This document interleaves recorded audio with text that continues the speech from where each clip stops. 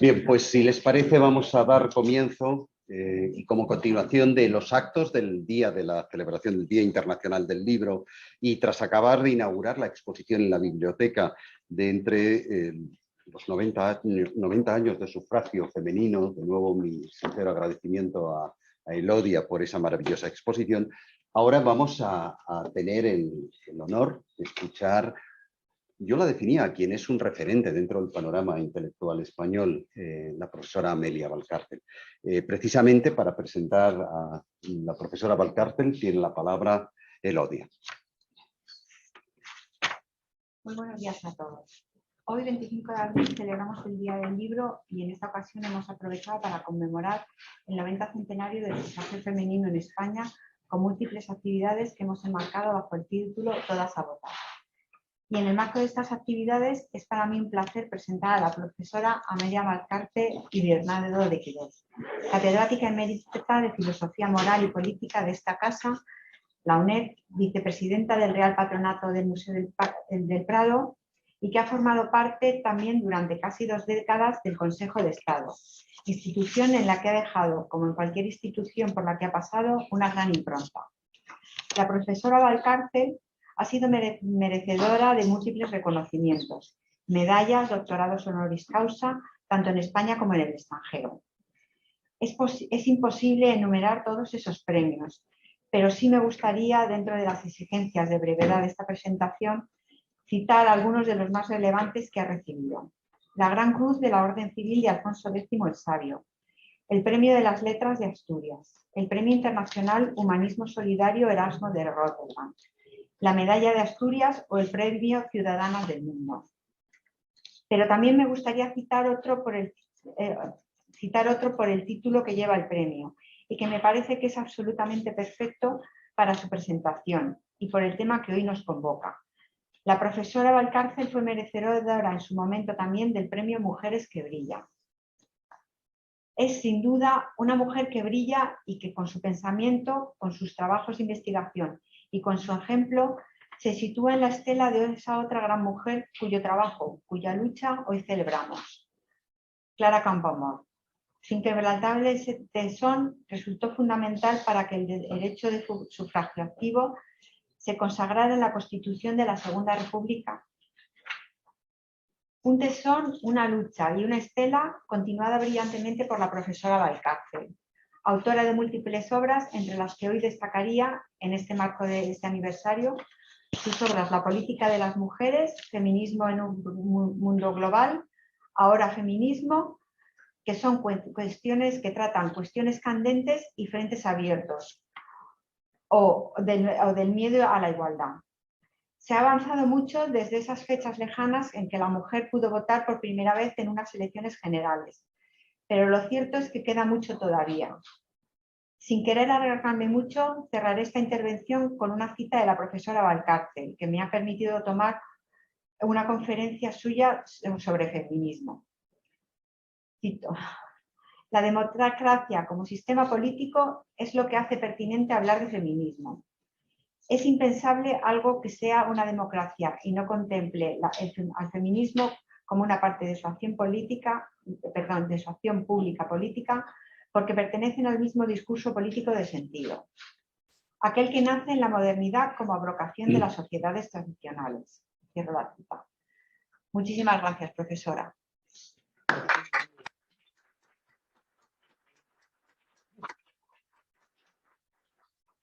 Pues muchísimas gracias, querida Elodia, por esa presentación y a continuación es para mí un honor conceder la palabra a la profesora Amelia Valcárcel, quien va a impartir la conferencia que lleva por título Los asombrosos libros que incitan nuestra risa. Muchas gracias. Muchas gracias, rector. Pues cuando Elodia me pidió que estaba interesada nuestra biblioteca, que por cierto, como sabemos, es magnífica, en que yo pudiera impartir la conferencia de un día tan maravilloso como es el día del libro. No estamos el 23, pero es igual. En realidad se dice aquello de Cervantes y Shakespeare. Tampoco se murieron el mismo día, pero es igual. Hacemos síntesis y declaramos que este 25 nos vale por 23 plenamente. me contó también que estaban preparando una exposición que en efecto acabo de ver sobre los 90 años del voto. Y pensé, pudiera yo simplemente glosar los 90 años del voto, pero lo hará ya la exposición. O sea, ¿por qué no hago feminismo de otra manera? Y entonces decidí que hay un tema que a mí me gusta tanto, que me voy a atrever a contar hoy lo poco que he podido colectar de él. Y si a vosotros no os acaba de desagradar, pues entonces ya me doy ánimos a mí misma para seguir, ¿no? Y el asunto es la risa. O sea, ¿qué es la risa? Y si realmente entre todos los libros que tenemos, que son tantos, apreciamos lo bastante aquellos libros en que aprendemos a reír.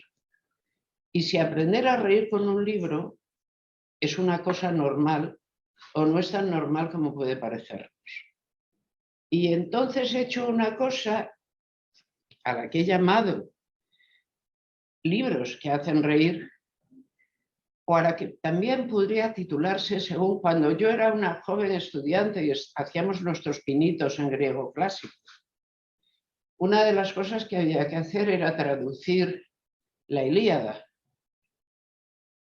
y otro trozo de la Odisea. Y lo que más me asombró de entre todos los magníficos versos de Homero era aquel en que comparaba el ruido de la risa y el ruido de las olas del mar. Y que cada vez que cita al mar, le pone detrás el mar de risa innumerable. Entonces tú, en efecto, si oyes el mar, sobre todo de noche, las olas suenan como carcajadas que se escucharan de muy lejos. Y por eso esa extraña comparación bellísima, el mar de la risa innumerable. Lo cual quiere decir que para el viejísimo Aedo, que haya sido Homero, o a cuantos Aedos haya dado el nombre, la risa era muy importante. Les parecía algo que cabía recordar. Hay muchas cosas que decir del mar. Allí mismo se dice el mar de color del vino. Pero ¿por qué el de la risa innumerable? ¿Por qué es tan importante la risa? Bueno, en la antigüedad la he escrito para no liarme. Digo, en la antigüedad y todavía hasta al menos la Ilustración, hasta el siglo XVIII, pero ya bien entrado, se hizo célebre un tópico que era pensar en dos filósofos cuya actitud ante la vida habría sido tan contraria que merecía la pena incluso pintarlos haciendo lo que el tópico decía de ellos. Y se acostumbró a decir, y también a pintar, y en el Prado hay estos retratos, que Demócrito es el filósofo que ríe. Hay dos filósofos, uno es el filósofo que ríe, es Demócrito, otro es el filósofo que llora, es Heráclito. Hay dos maneras de enfrentarse al mundo. Te vas a reír con el mundo o vas a llorar por todo lo que pasa. Y entonces se hizo tópico decir, ¿tú de quién eres como filósofo? ¿Tú eres de la estirpe de Demócrito o tú eres de la estirpe de Heráclito? Lo cómico y lo trágico parecen tener unas marcas muy, muy antiguas. Pero voy a abrir el camino porque lo cómico y lo trágico, fíjense que no es exactamente lo serio. Lo serio es otra cosa. Y para ir abriendo camino, digo que si hay sitios serios en esta vida, esto son las bibliotecas. Yo no conozco sitio más serio que una biblioteca. Nos hemos empeñado a que sea incluso, si se puede, un poco lúgubre. No la nuestra, que es abierta, tiene una hermosa arquitectura. Pero una parte de las bibliotecas son pelín lúgubres, o por lo menos las primeras que yo vi. Son especialmente serias las norteamericanas, y sobre esto mi rector no me quitará la razón. Recuerdo una vez frente a frente, Javier Muguerza y yo, y trabajábamos una tarde en la biblioteca, por otro lado, impresionante, de la Universidad de Duke. Él andaba buscando una cita de Kant, que la quería para sabe qué, y yo andaba divirtiéndome con Nietzsche. El caso es que se nos ocurrió hacer un pequeño comentario de aquí a ahí. Oye, ¿no te parece que? Fuimos severísimamente blamados, vamos a importar la palabra, fuimos blamados por un chico de pelo zanahoria como si nos hubiera pescado en plena profanación. Anoto, pero esto ya es maldad mía, que el mismo sujeto cada cuarto de hora se levantaba a afilar un lápiz en un instrumento de estas dimensiones que hacía más ruido que un serrucho. Pero aquello no le parecía mal, pero un comentario, un bisbiseo, aquello era intolerable. Las bibliotecas son sitios serios. La verdad es que esto de que las bibliotecas son sitios serios ya lo había percibido yo en mis primeras incursiones en una biblioteca, que fueron relativamente tardías, porque digo, para mi época no sé, para ahora sí, yo tendría ya casi 10 años. Y la biblioteca era vetusta, no muy grande, con mesas de excelente material, nada aglomerados, y estaba bien servida. La marcaba, desde luego, el silencio. Y en ella siempre había 1 o 2 veinteañeros del sexo masculino que manejaban librotes enormes y llevaban una concentración envidiable. De los tales librotes sacaban notas muy pulidas que iban pasando en los cuadernos. De tal manera que solo con verlos se aprendía algo. Los libros eran unas cosas de las que se podían sacar notas.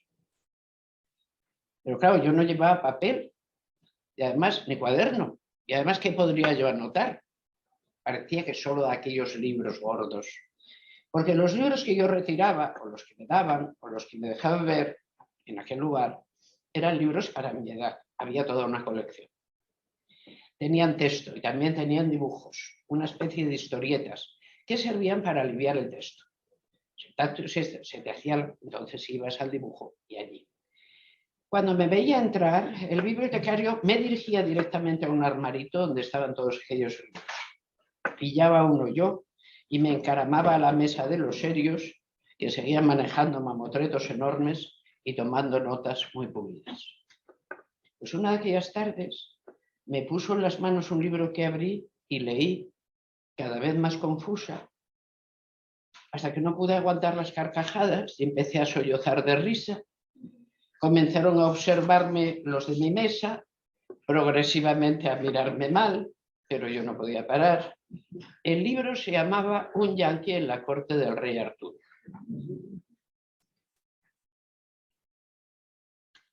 Me paso a nuestro siglo XVII, muy temprano. Diz que se oye a uno que ríe con un libro en la mano y dice, ese debe estar leyendo el Quijote. He ahí un libro que pasó toda la primera infancia entendido como un libro cómico y para risa.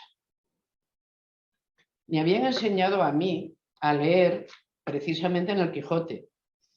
Entiéndase que no las primeras letras, que sería absurdo, sino que las hice como todo quisqui, sino que más adelante había una clase especial que se llamaba clase de lectura, si recordamos. Bueno, pues allí se leía el Quijote. Y aunque yo entendía, si bien muy confusamente, que aquellos textos estaban atravesados por un río de ironía, nunca me produjeron risa. Siempre me producían más tristeza que otra cosa las desgracias sucesivas que le iban ocurriendo al buen Hidalgo. El Quijote, un libro de risa. Y desde luego lo era. Desde luego mejor que otros sus contemporáneos. Tengo amigos con los que discuto de esto, por ejemplo, el Gargantúa o el Pantagruel, que sí es un libro de risa, horroroso. Pero el Quijote era un libro para reír. Yo a estas alturas ya logro reírte con el Quijote. Sí, la verdad es que mucho. Porque todas aquellas personas que amamos el Quijote hemos hecho con él un doble camino. Nos hemos entristecido y luego hemos entendido la veta de ironía tan grande, tan profunda, tan filosófica, y nos hemos empezado a reír. Hemos hecho el camino del regresus y del progresus. No, admitamos que es difícil reírse con el Lazarillo, o con Mateo Alemán, o con todos los autores de la novela picaresca. Son muy duras. La novela picaresca española se supone, sin embargo, que está pensada para dar risa. Y sus múltiples retruécanos, también lingüísticos, persiguen esa risa.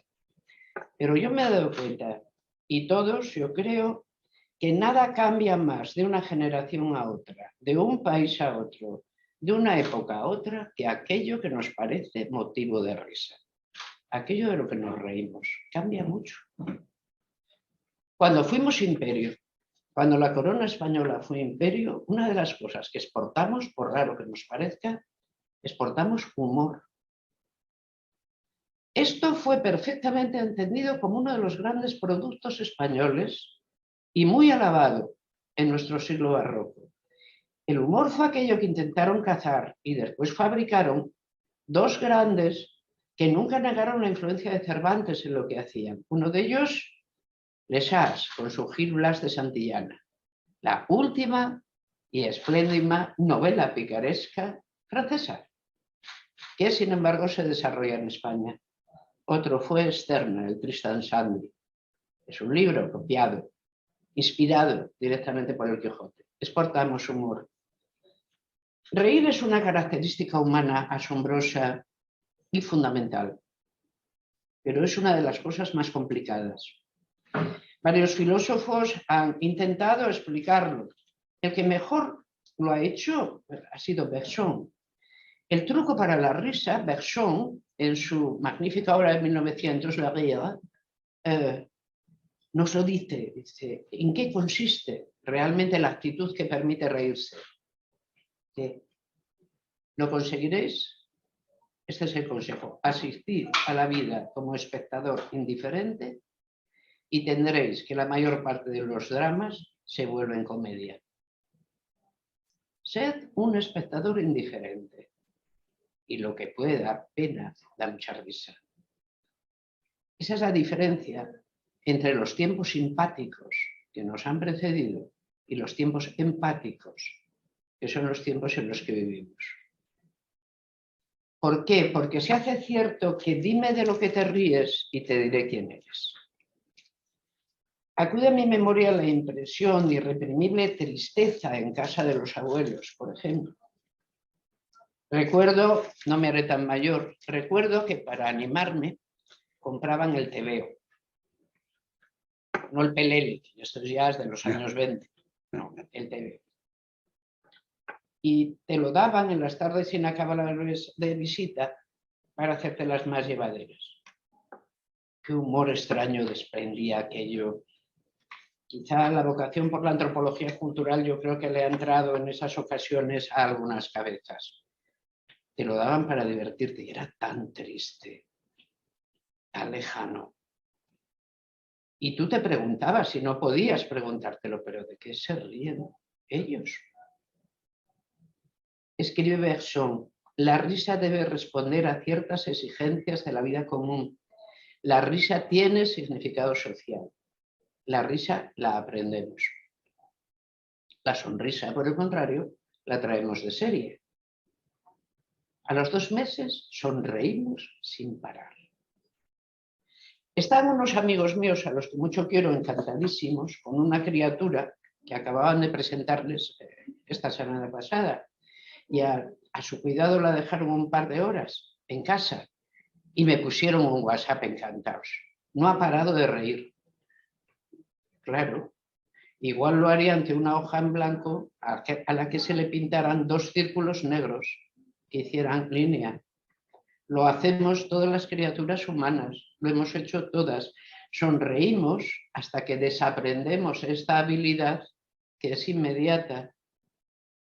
Sonreímos para propiciar el cuidado de los demás. Hagan el experimento, bueno, pero solo en familia, del folio.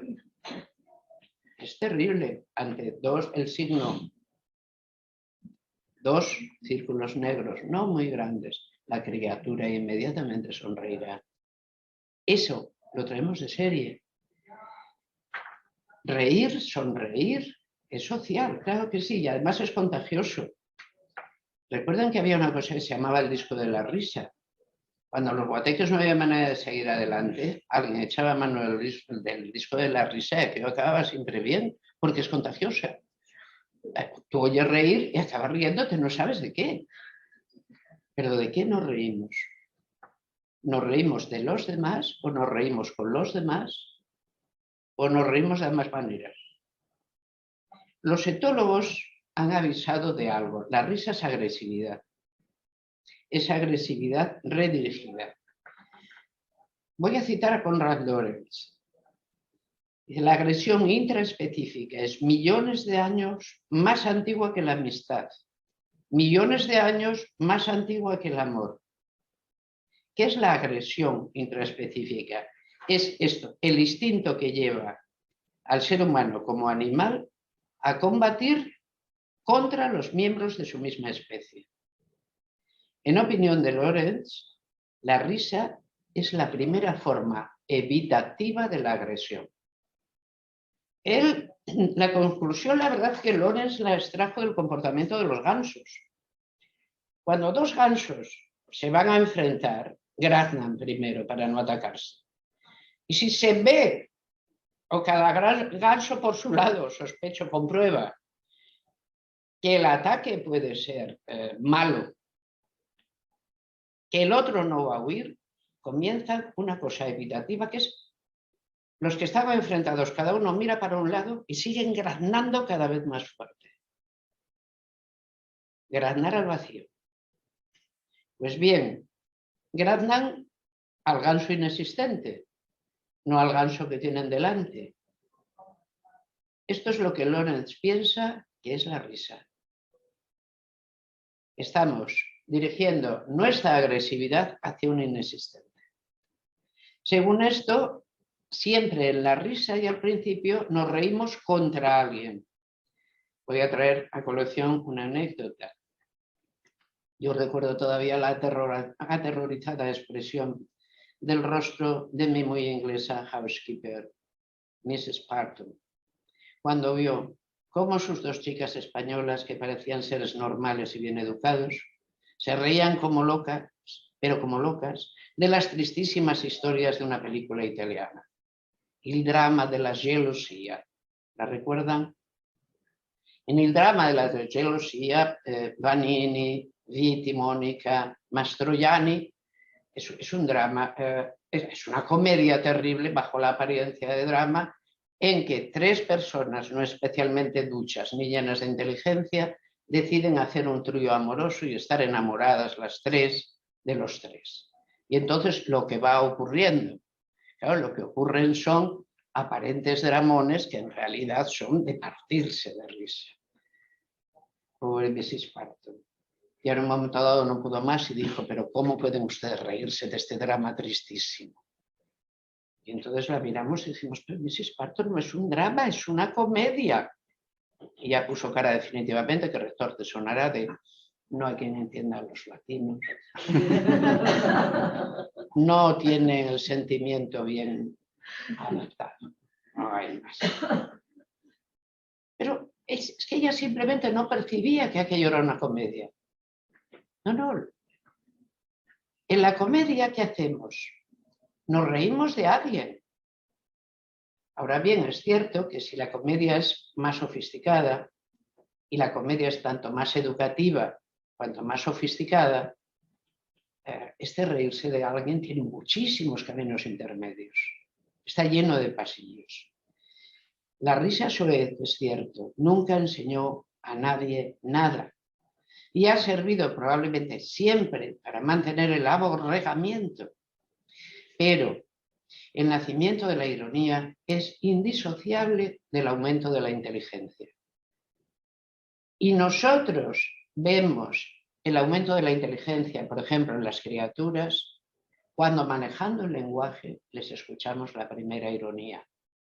Y decimos, ya sabe hacer esto. Bien, la inteligencia de las situaciones, la inteligencia de lo que puede ser dicho, la inteligencia de cómo puede ser entendido, la ironía. Esto es lo que se le atribuye a Sócrates.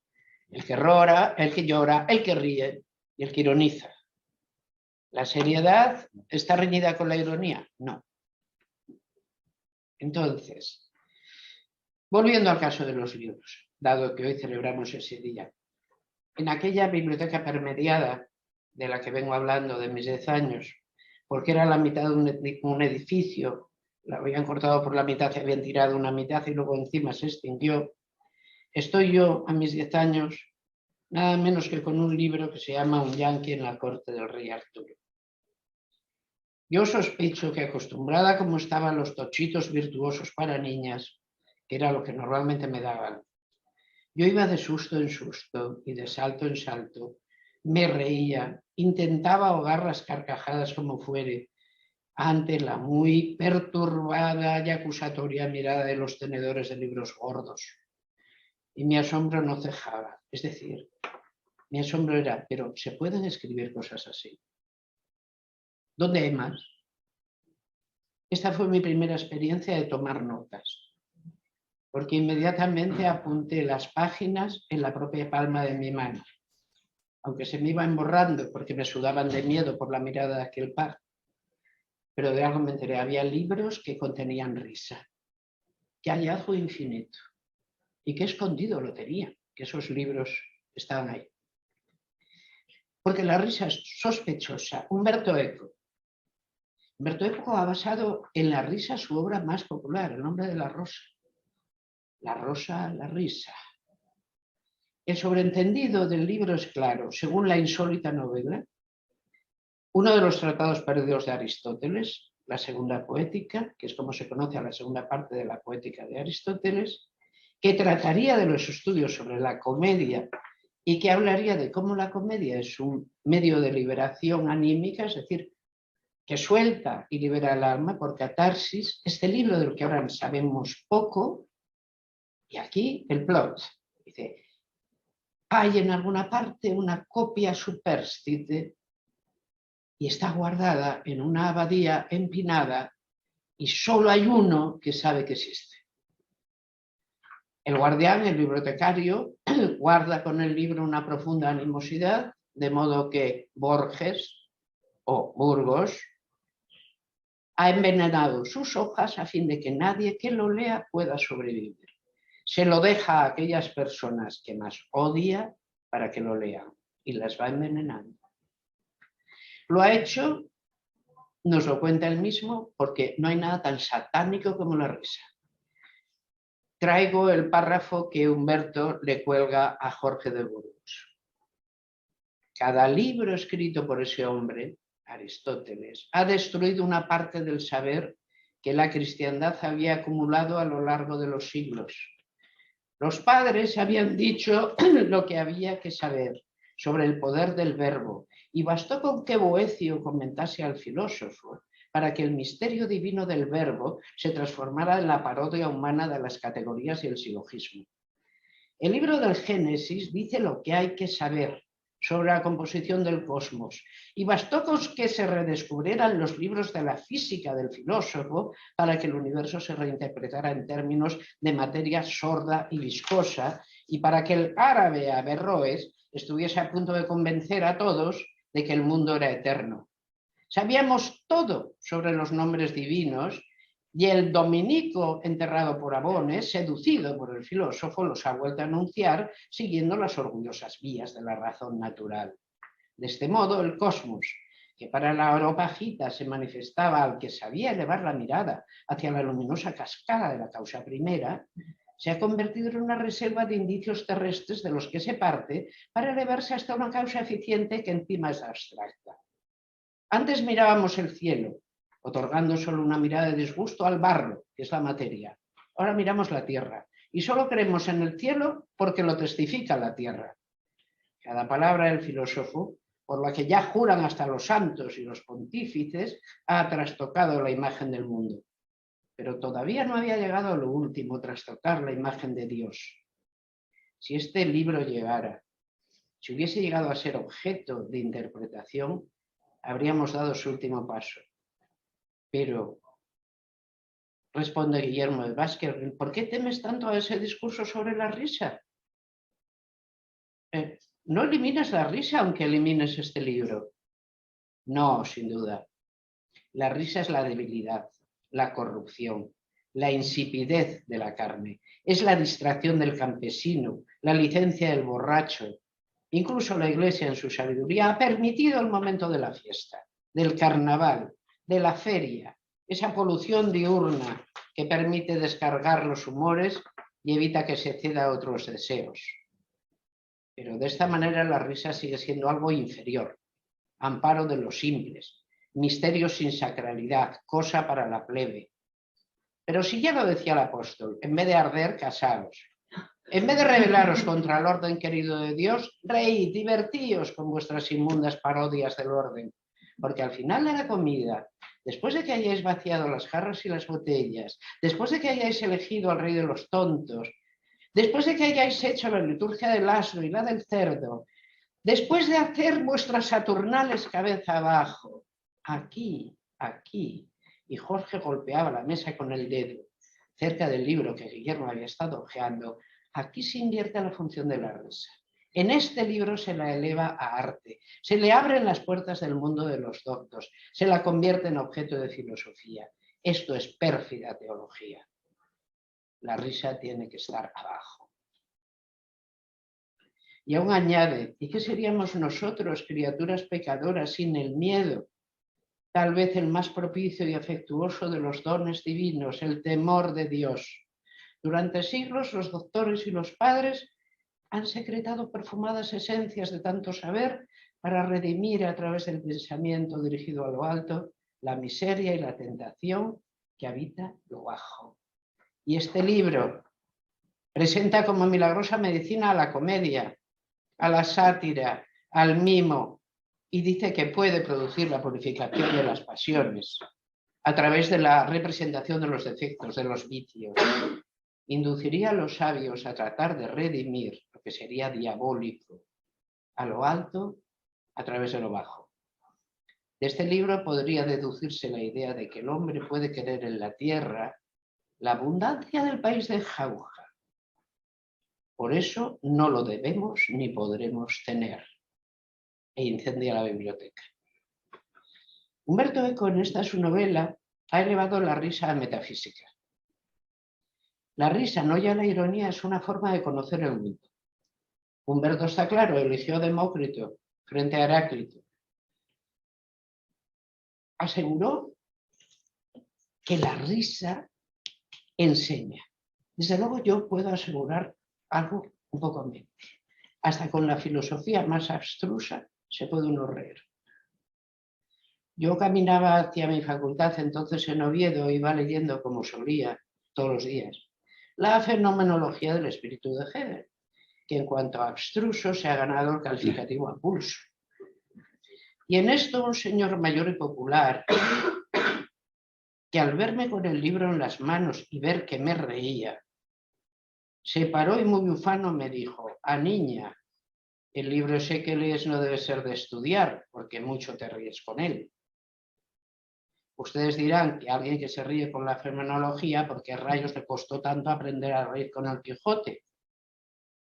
Pues por lo que les decía, porque con la edad hacemos rosca, volvemos a andar los caminos y hacemos espiral. No se habían dado cuenta. Transitamos siempre los mismos sitios y nosotros somos distintos. Asistid a la vida, lo recuerdo, como un espectador indiferente y tendréis que muchos dramas se transforman en comedia. Aunque esto yo creo que no lo hacemos por falta de empatía, lo hacemos por conocimiento piadoso, conocimiento de que como humanos arrastramos muchos defectos. Si todavía me tienen un poquitín de paciencia, enfilo hacia el final. ¿Cuál es el remedio de la vanidad? ¿Y si la vanidad es mala? La risa quiere asaetear la vanidad ajena.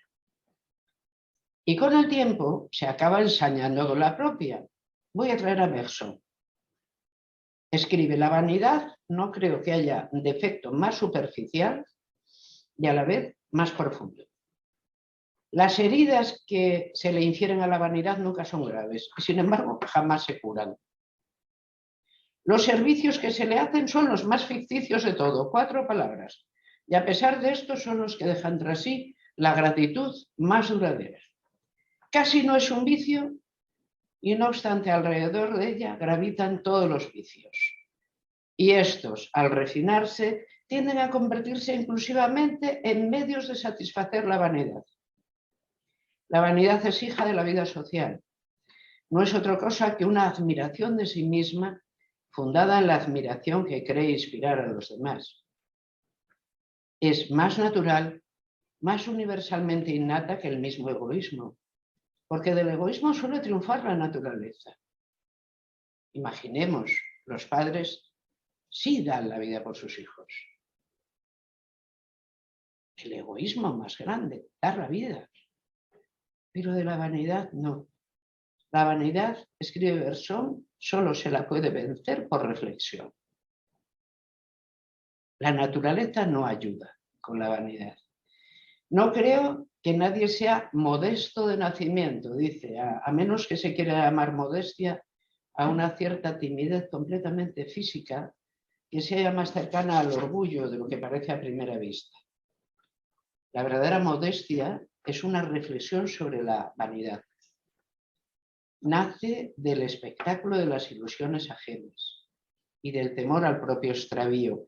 Viene a ser como una circunspección científica de lo que unos pensarán y los otros pensarán y los unos de los otros. Está formada de retoques. Es una virtud adquirida. ¿Cómo se adquiere? La puede uno adquirir en la vida social, pero entonces dejará herida, porque la vanidad se hiere muy fácilmente. De la mejor manera que se adquiere la modestia es leyendo. Es leyendo. Aprendemos esto en los libros, pero no en todos. Aprendemos esto en los libros que guardan risa. En los libros con que aprendemos a reírnos. Porque aprendemos a reírnos como una acción intelectiva, no natural. No debemos exagerar. Quizá la risa es una toma de partido en el conocimiento del mundo, pero de luego quizá no es tanto como una metafísica, pero la risa por medida hay que tenerla. Este siglo XX, que nos precedió, de cómico no tiene nada. Vean que han sido uno de los más terribles que la humanidad europea en particular ha padecido. 2 guerras mundiales y los totalitarismos no están mal. La dinámica de bloques que lo sucedió no está nada mal. El vivir bajo la disuasión nuclear largos años no tiene ninguna gracia. Pero entonces, ¿por qué este siglo ha producido tal cantidad de obras de risa? ¿Solo para compensar? Voy a exagerar, pero digo que este siglo produjo una de las comedias más insignes, La vida de Brian. La recordarán. Ya, la han recordado. Está claro. Y acotaré una escena, aquella con la que comienza la película, para ejemplo, porque si hay que empezar siempre en do mayor, esa película empieza en do mayor. Recordemos, al inicio vemos una pequeña multitud donde se nos dice más o menos, dice about time, más o menos a la hora del té, dirigiéndose a escuchar un sermón. Está hablando Jesús de Galilea. Está anunciando lo que parece ser el sermón de la montaña y las bienaventuranzas. Pero, al contrario que en las grandes películas de aparato hollywoodiense, que el sermón de la montaña lo escucha igual de bien el primero de la fila que el último que está a medio kilómetro, lo que pasa, lo que está diciendo Jesús, sufre el efecto de la distancia. No se escucha bien más allá de la fila 6, más o menos. Las bienaventuranzas de la fila 7 en adelante, en vez de oírse, se suponen, porque tras esa frontera auditiva lo que reina es la hermenéutica del mensaje. ¿Qué dice? ¿Qué ha dicho? ¿Qué ha querido decir? De modo que aparecen unos tales peacemakers que quedan convertidos en cheesemakers. O sea, los pacíficos son los queseros, lo que recibe naturalmente una interpretación metafórica por parte del personaje serio que puede hacerla. Y que it's not literal. It's something about people who, by their hands, make something out. Yes. Pues esa distancia es la que la risa ha logrado introducir, por ejemplo, en nuestro caso, en el discurso sacro incluso. La risa, algo humillante para quien la motiva, Sí que es cierto que suele ser una broma social pesada, de ahí el carácter siempre ambiguo de lo cómico, pero es una escuela de distancia. Por eso me parece tan importante esta broma. La distancia entre el que enuncia y la fila 6 y la 7, y cómo todo va a revertir en otra cosa. Que sepamos eso cada vez que hablamos. ¿Cómo no acordarse otra vez de Bergson y este magnífico libro de 1900, La risa? Cuando remató ese libro que le dio su primera fama, se pregunta si la risa tiene una función moral y no acaba de verlo claro. Y entonces escribe, la verdad es que sobre ese punto habría mucho que hablar. En general es indudable que la risa tiene una función útil. Todos nuestros estudios han tendido a demostrarlo, pero de ahí no se sigue que la risa acerte siempre, ni tampoco que se inspire en un pensamiento benévolo, ni tampoco que sea equitativa. Para dar en lo justo sería menester que proviniese siempre la risa de un acto de reflexión. Pero la risa es efecto también de un mecanismo que está montado por la propia naturaleza, la antiquísima costumbre de la vida social. Y este mecanismo muchas veces funciona solo y no tiene tiempo de calcular a dónde va. Esto es, cuidado con la risa, que también duele. No pienso yo que duela la risa de los libros, aunque puedo estar equivocada. En ese compuesto, en ese de antes que acabo de recordar, en la vida de Brian, uno de los más admirables compuestos de humor que el siglo XX haya podido hacer, ofrezco una tesis doctoral. ¿Cuántos libros están citados en esa película? ¿De cuántos libros es heredera? La vida de Brian es que no le falta ni le sobra mirada irónica acerca de casi todo. Cuando se estrenó, recuerdo yo estaba en Devonshire, y había gente piadosa rezando a las puertas de los cines, cerca del pueblo donde yo veraneaba. Pero no creo que su humor haya destruido la conciencia de nadie. A mí en particular ese humor me ayudó mucho y todavía me ayuda. Nayat El-Hachmi, a la que ustedes leerán a veces en sus columnas del País y que es una muy buena y querida amiga, comentaba, y con esto yo creo que voy ya casi al final, hacía un comentario de la pesada broma que TV3 ha hecho a propósito de la Virgen del Rocío. Y escribe, siento envidia de los católicos, porque en la televisión catalana todas las bromas se las hacen a ellos. Y los que venimos del Islam no nos podemos reír nunca de nuestras costumbres. Y eso que material no falta. Desde el vuelo nocturno del profeta con el caballo alado hasta la atribución de la autoría del Corán al mismísimo Dios por boca de un ángel. El extremo ridículo al que han llegado los fundamentalistas sirve en bandeja muy buenos chistes. Bastaría con reproducir sus sermones para morirse de risa. Pero nada, como es musulmana que querría ver a Mahoma en caricatura en un legítimo ejercicio de libertad de expresión, me veo obligada a tragar una y otra vez las mismas coñas, pero siempre con los símbolos católicos.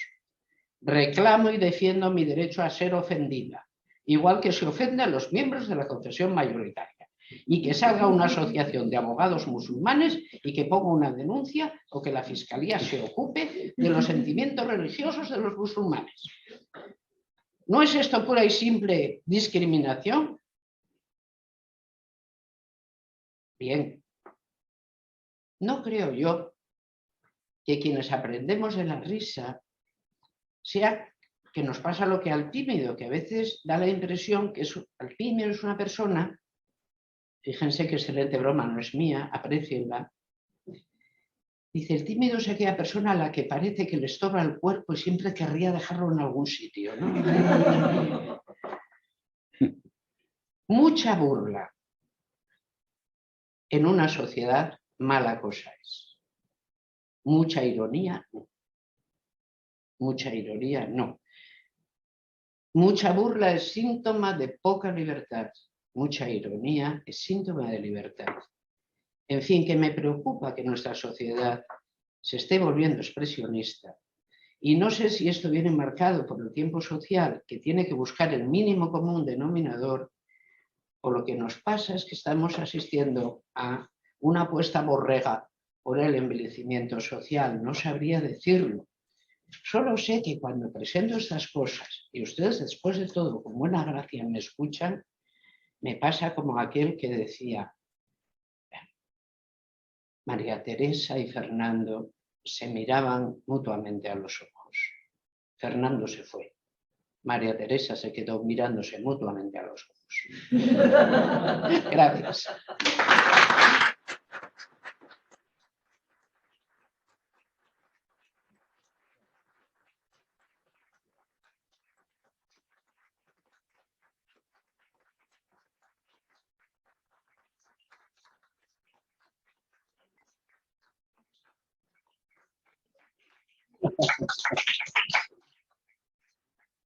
Pues muchísimas gracias, querida Amelia, profesora Valcárcel. Y a continuación creo que vamos a tener la posibilidad de escuchar un recital de música en la biblioteca a la 1:30. Lodia, si quieres informarnos. Si ahora en el vestíbulo de la biblioteca el grupo de profesores de filología nos van a deleitar con un recital, un concierto recital sobre sufragistas.